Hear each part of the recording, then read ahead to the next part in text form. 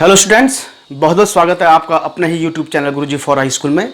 तो आज के इस वीडियो में हम लोग जानेंगे गति का प्रथम समीकरण, गति का जो पहला समीकरण है उसके बारे में हम इस वीडियो में आज जानेंगे कि यह समीकरण का मुख्य उद्देश्य क्या है, कि क्यों ये समीकरण मतलब निकाला जाता है और इस समीकरण को इस समीकरण को हम यूज कब करेंगे। ठीक है, ये दो मेन बातें हम लोग यहाँ पर समझेंगे। और तीसरी बात जो है, इसका जो प्रतिपादन यानी कि ये निकलता कैसा समीकरण, इस चीज को हम इस वीडियो में आज सीखेंगे। तो चलिए वीडियो को स्टार्ट करते हैं।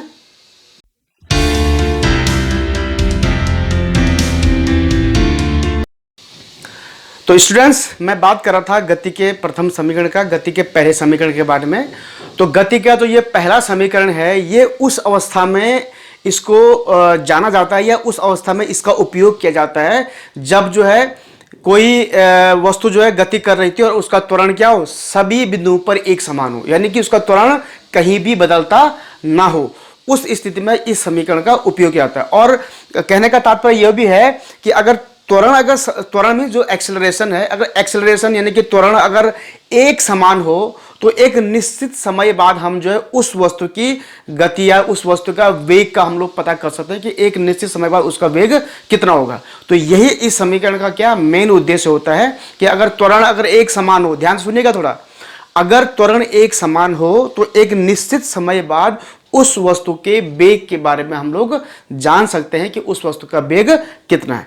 तो चलिए पहले इस कंडीशन को समझते हैं कि एक निश्चित त्वरण पे, एक स्थिर त्वरण पे वेग क्या क्या होंगे, वो हम तो इसमें समझते हैं। ठीक है, तो चलिए मान लीजिए यहां पर मैं एक कोई वस्तु जो है आपकी गति कर रही इस तरफ को, ठीक है, तो हम समय को ले चलते हैं जीरो टाइम से, यानी कि जब वो समय तो खैर जीरो कभी होता नहीं है, लेकिन हमारी जो घटना है वो जीरो होती है। तो यानी कि अभी घटना स्टार्ट हुई नहीं है, मतलब थोड़ी सी हुई, मतलब स्टार्ट होने ही वाली है, तो उस वक्त हम टाइम क्या लेंगे, जीरो लेंगे। यहां पर हम मिनिमम टाइम या बहुत ही टाइम की हम कोई बहुत छोटी इकाई नहीं ले रहे हैं, नॉर्मल जो इकाई होती है उस, जैसा सपोज हम बोलते हैं कि भाई सपोज 60 सेकंड है या 1 सेकंड मान लो, चलो मतलब 1 सेकंड मानते हैं, तो 1 सेकंड के से भी पहले का समय पे अभी घटना स्टार्ट होने वाली है।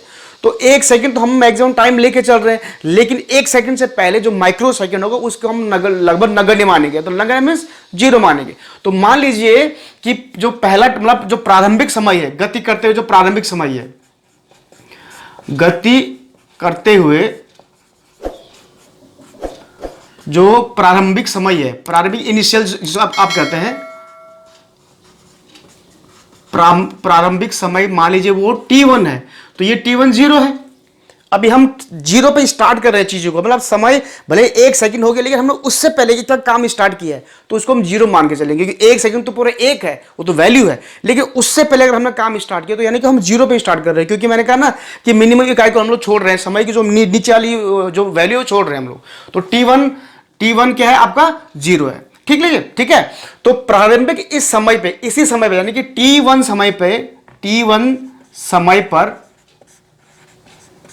वस्तु का जो वेग होगा, वस्तु का जो वेग यानी कि जो इसकी वेलोसिटी, ध्यान दीजिए V1, हम इसको V1 मान लेते हैं। तो V1 जो ये V1 होगा, इसकी वैल्यू कितनी की हम ये लेके चल रहे हैं, क्योंकि 1 सेकंड, देखो 1 सेकंड का ये पूरा 1 सेकंड, ध्यान आप थोड़ा कंफ्यूज मत होइएगा, ये 1 सेकंड है, ये पूरा 1 सेकंड है, यहां से लेकर के यहां तक पूरा ये 1 सेकंड है।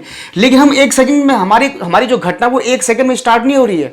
बच्चों थोड़ा ध्यान से दीजिएगा, हमारी जो घटना वो यहां से स्टार्ट हो रही है, 1 सेकंड इसके बाद स्टार्ट नहीं हो रही है, इससे पहले यहां से स्टार्ट हो रही है।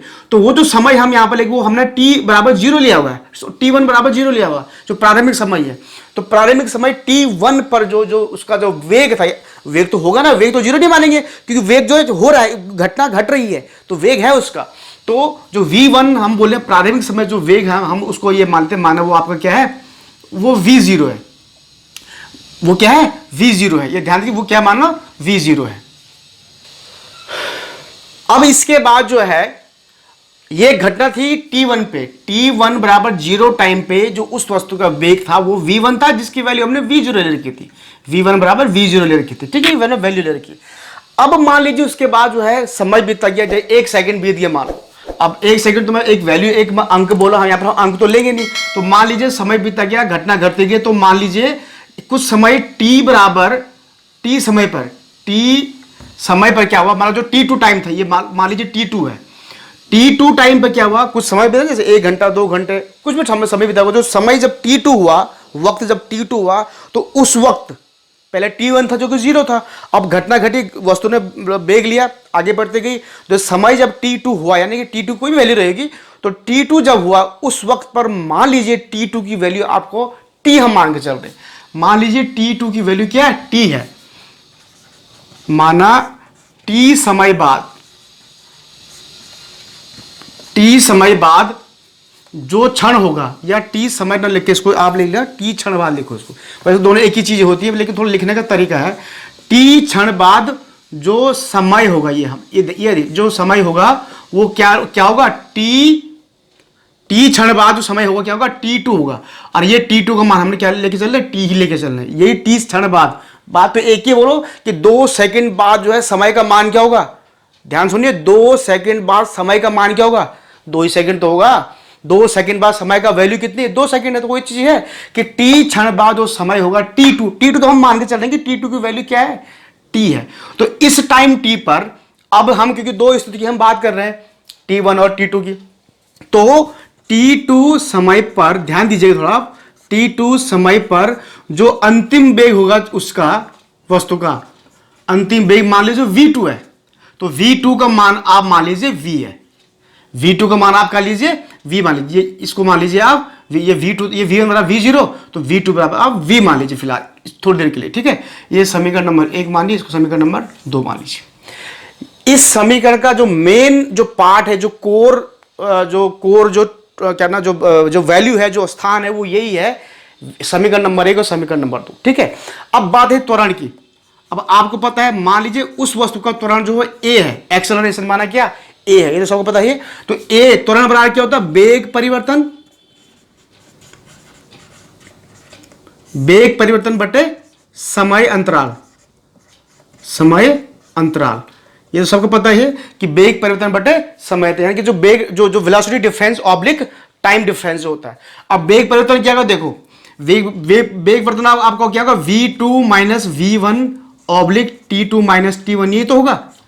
बट वेग परिवर्तन क्या होता है, अगर माना यहां पर 6 किलोमीटर प्रति घंटा है और आगे 10 किलोमीटर प्रति घंटा है, तो वेग परिवर्तन का 10 माइनस 6 हो जाएगा। और समय यहां पर 6 सेकंड था, मान लिया यहां पर 1 घंटा है, तो यहां पर 6 सेकंड था, मान लिया यहां पर 60 सेकंड है, तो 60 माइनस 6 हो जाएगा, इस तरह से, ठीक है, ये ध्यान रखिए। तो V2 minus V1 upon T2 minus T1 तो इक्वल टू V2 की वैल्यू क्या है, V है, यानी कि ये A बराबर है ना, यहां पर A बराबर V माइनस V1 की वैल्यू क्या है, V0 है, oblique T2 minus T1, T2 की वैल्यू T है, माइनस T1 की वैल्यू क्या है, 0 है। ये देखो सारी चीजें जो है यथार्थ हैं, सारी चीजें टेक्निकल है, तो इसमें कोई घबराने वाली बात नहीं कि ये क्या चीज आई, ठीक है। तो इस प्रकार आपने देखा, ये आपको जाएगा A बराबर V minus V0 oblique T, तो ये T यहां गुण हो जाएगा, उम्मीद आपको दिखाई दे रहा हो। तो A into T equal to V minus V0, इसी को आप थोड़ा सा ढंग से लिखेंगे तो इस V0 को इधर ले आओ और V को वहीं रहने दो, तो ये V ऐसी रह जाएगा यहां पर, ये V ऐसे रह जाएगा ये वाला, और ये इसके साथ जुड़ जाएगा, तो ये आएगा V0 plus A into T, और यही आपका गति का पहला समीकरण है। उम्मीद आपको दिखाई दे रहा हो, यही आपका क्या गति का पहला समीकरण है कि V ये प्रारंभिक है, यानी कि जो अंतिम वेग बराबर प्रारंभिक वेग प्लस त्वरण गुणा गया समय, यही आपका क्या है, गति का पहला समीकरण है। मैंने आपको कहा था कि इस समीकरण का महत्व क्या है, इंपॉर्टेंस क्या है इस समीकरण की, तो इस समीकरण की इंपॉर्टेंस यही है कि एक निश्चित त्वरण पे, थोड़ा मेरी बात ध्यान सुनिएगा बच्चों, एक निश्चित त्वरण पे, एक फिक्स एक्सेलरेशन पे, यानी कि अगर ये डस्टर यहां से यहां अगर मोशन गति कर रहा है ऐसे करके सीधे, और इसका त्वरण अगर एक समान है, आप बात, इसका त्वरण यदि एक समान है, तो एक निश्चित समय बाद हम इसके वेग की परिकल्पना कर सकते हैं कि एक निश्चित समय बाद इसका वेग कितना होगा। यही समीकरण ये समीकरण बताता है। एक फिक्स एक्सेलरेशन पे, एक फिक्स त्वरण पे जो है कुछ क्षण बाद हम उस वस्तु का वेग पता कर सकते हैं, ज्ञात कर सकते हैं, यही गति का पहला समीकरण आपको कहता है। और इसके देखो कई बार इसकी एक दूसरी फॉर्म भी लिखी जाती है, उम्मीद आपको यहाँ पर दिखाई दे रहा हो, इसकी फॉर्म लिखी जाती है V बराबर U plus A into T।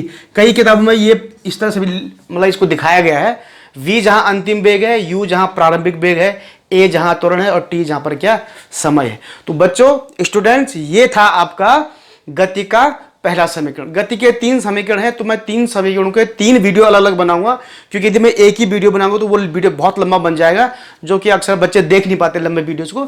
तो फिलहाल के लिए मैंने गति का पहला समीकरण ये प्रूफ कर दिया है। जिन बच्चों को ये समझ में आ गया है वो वीडियो को लाइक जरूर कर दीजिएगा, शेयर भी कर दीजिएगा और चैनल को सब्सक्राइब भी कर दीजिएगा यदि अगर चैनल सब्सक्राइब नहीं किया है तो। और यदि समझ में नहीं आया है, ध्यान सुनिएगा, अगर समझ में नहीं आया है तो मैं अभी भी कहता हूं, बार बार कहता हूं, समझ में नहीं आया है तो आप नीचे कमेंट्स बॉक्स में जरूर लिखिएगा कि सर यहां पर इस पॉइंट पे, या टाइमिंग लिख दीजिएगा कि इतने सेकंड और इतने मिनट इतने सेकंड पे जो आपने ये चीज़ बोली वो मेरी समझ में नहीं आई। तो उस पोर्शन को देख करके मैं आपको उस चीज़ को क्लियर कमेंट बॉक्स में ही कर दूंगा, ठीक है। तो ये था आज का वीडियो, एक छोटा सा एक कोशिश थी कि कैसे किस तरह से आप गति के पहले समीकरण का प्रतिपादन करेंगे, कैसे उसका डेरिवेशन निकालेंगे, तो वो इस तरह से, ठीक है। बाकी जल्दी मिलूंगे कि नए वीडियो में। हाँ, लेकिन वीडियो बंद करने से पहले जैसे मैं हमेशा बोलता हूँ, चैनल को सब्सक्राइब जरूर कर दीजिएगा। बच्चों लोग आप चैनल को सब्सक्राइब नहीं करते हैं, आप तक जो हमारी वीडियोज नहीं पहुंच पाती है, जिसके फलस्वरूप आप जो एक बहुत अच्छी चीज़, एक पढ़ाई से संबंधित जो इतनी इंपॉर्टेंट चीज़ आपसे मिस हो जाती है। तो प्लीज़ चैनल को जरूर सब्सक्राइब कर लीजिएगा। और जिन लोगों के लाइक ये वीडियो नहीं है, जिनके लाइक ये गति का पहला समीकरण नहीं है, मैं उनसे भी दरख्वास्त करूंगा कि अपने आसपास पड़ोस में जो जानने वाले, जो 10th क्लास में पढ़ते हो, जो 9th क्लास में पढ़ते हो, उनको बोलिएगा कि इस चैनल को जरूर सब्सक्राइब कर लीजिएगा। इसमें जो आपके लाइक बहुत ही इंपॉर्टेंट चीज़ें बताई जाती हैं। तो आज के लिए इतना ही। जल्दी आऊंगा नए वीडियो में नए क्वेश्चन के साथ। नए अगले वीडियो में हो सकता है कि मैं गति का द्वितीय समीकरण जो उसके साथ आपके साथ आऊँ। तो आज के लिए इतना ही, तब तक मुझे अनुमति दीजिए। धन्यवाद।